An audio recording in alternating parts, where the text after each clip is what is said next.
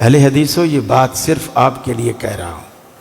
آج ہم کہتے ہیں نا ہماری توحید اچھی ہے، جنت میں جانے سے ہمیں کون روک سکتا ہے؟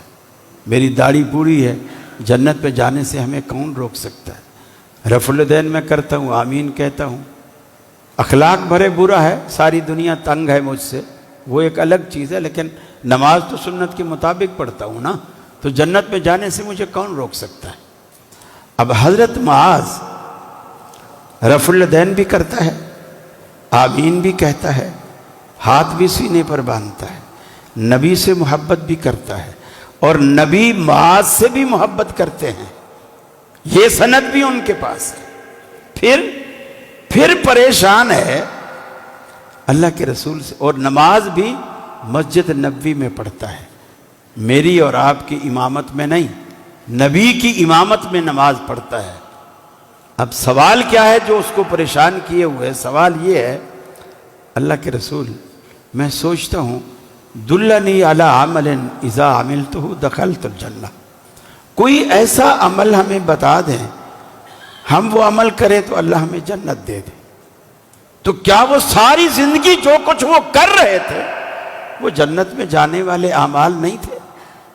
پھر بھی پوچھتا ہے جنت میں داخلہ کیسے ہوگا، جنت میں ہم کیسے جائیں گے؟ نبی سے محبت کا یہ تقاضا ہے کہ آپ کو فکر ہونی چاہیے جہنم سے کیسے بچیں گے اور جنت میں داخل کیسے ہوں گے۔ یہی اصل کامیابی ہے، فمن زحزح عن النار وادخل الجنہ فقد فاز۔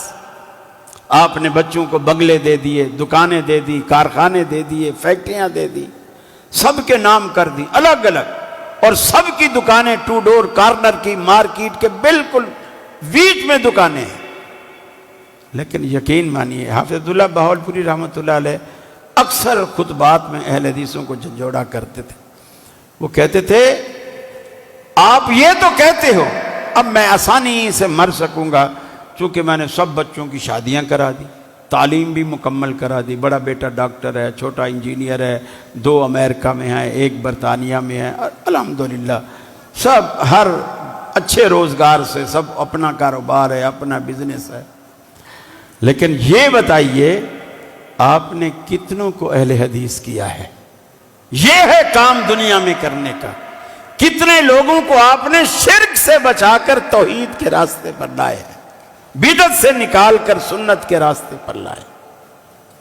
اس وقت شیطان اپنی پوری آب و تاب کے ساتھ، پوری آب و تاب کے ساتھ، یقین مانیے بڑے بڑے مجھے یاد ہے ایک ہمارے کلاس فیلو تھے، منڈی ازمان کے تھے، حفظ صاحب کے پاس پڑھتے تھے، ہم بھی تھے وہاں، تو اس کا خاندان سارا بریلوی تھا، وہ اکیلا لڑکا اہل حدیث تھا، ابدال اس کا نام تھا۔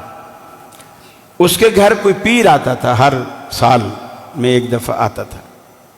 ایک دفعہ اس کے گھر میں پیر آیا تو وہ حافظ صاحب سے کہنے لگا حافظ صاحب میرے گھر میں پیر آیا ہوا ہے تو میرے والدین کو بڑا گمراہ کرتا ہے اور مال بھی بڑا لے جاتا ہے، ہر سال آتا ہے، آپ چلیں ان سے کوئی بات کریں، ممکن ہے اللہ تعالیٰ انہیں کوئی ہدایت دے دے، اس کو نہ دے تو کم از کم میرے ماں باپ کو ہدایت دے دے۔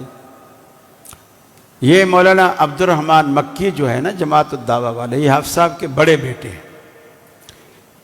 اب تو مجھے نہیں علم لیکن بچپن میں بڑا ذہین تھا، نظر بھی لگ جاتی ہے بعض دفعہ کسی کو۔ تو حافظ صاحب نے ان کو کہا بیٹا تو چلا جا، میرے ذرا گھٹنوں میں تکلیف ہے، تو چلا جا۔ وہ چلے گئے، ٹریکٹر ٹرالی تھی، ہم کچھ طالب علم بھی پیچھے بیٹھ گئے اور ٹریکٹر میں جا رہے ہیں جناب، وہاں یزمان پہنچ گئے۔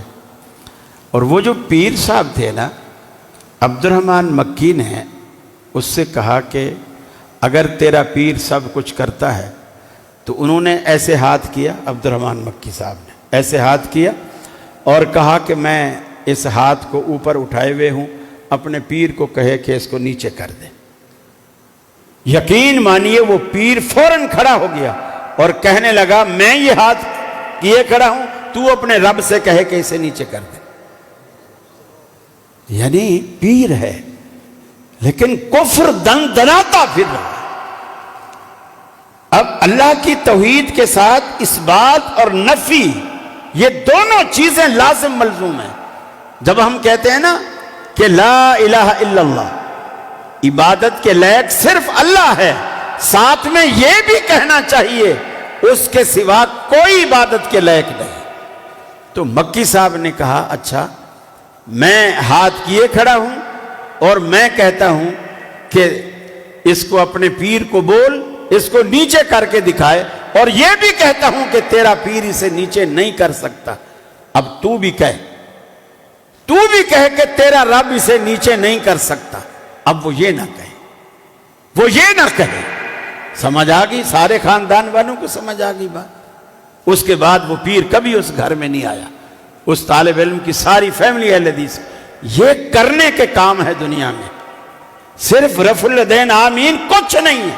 ٹھیک ہے آپ نے اپنی زندگی عاقبت سنوار لی، لیکن یہ کرنے کے کام ہے آپ بچوں کو آگ سے بچائیں.